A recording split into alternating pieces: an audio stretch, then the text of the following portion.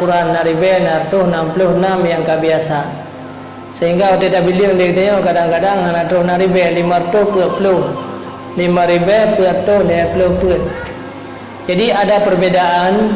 Perbedaannya adalah bukan perbedaan mutama hayat dan kurang, tetapi beda ba'buh nomor. Maka di dalam Fatihah, Alhamdulillahirabbil alamin arrahmanir rahim maliki yaumiddin iyyaka na'budu wa iyyaka nasta'in ihdinas siratal mustaqim siratal ladzina an'amta 'alaihim. Ada seorang ulama berpendapat inan juga ayat. Jadi tekedi berbedakan berbeda salah para ulama-ulama tanya yang sampaikan.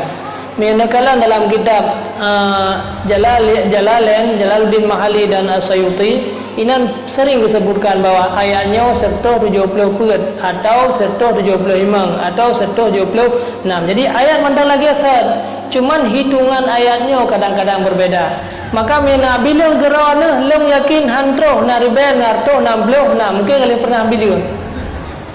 Paling na tro 5,000 perto plus sekian.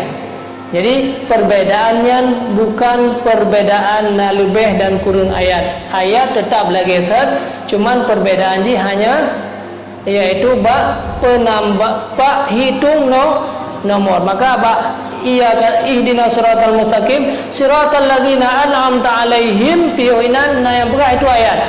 Ghairil maghdubi 'alaihim waladdallin baru ayat yang lain. Maka ladam na sebahagian yang mengatakan bahwa hanya piuh ba alaihim piuh ba ghair nya dalam kitab Yanah disebutkan hana rupu. Apalagi nan kadang-kadang na ulama berpendapat nyan merupakan ayat. Tegeri da piuh ba ghairil maghdubi alaihim je tak sambung juga langsung ghairil maghdubi alaihim tapi piuh ba alaihim kemudian tak sambung ghairil maghdubi alaihim waladdallin dan linjir adanya menurut pendapat sebahagian ulama. Nah sebahagian itu berpendapat harus langsung ngeju. Yang kinan perbedaan. Nah yang sebahagian yang mengatakan itu ayat, nah yang mengatakan yang mantan sabah ayat. Jadi inan perbedaan.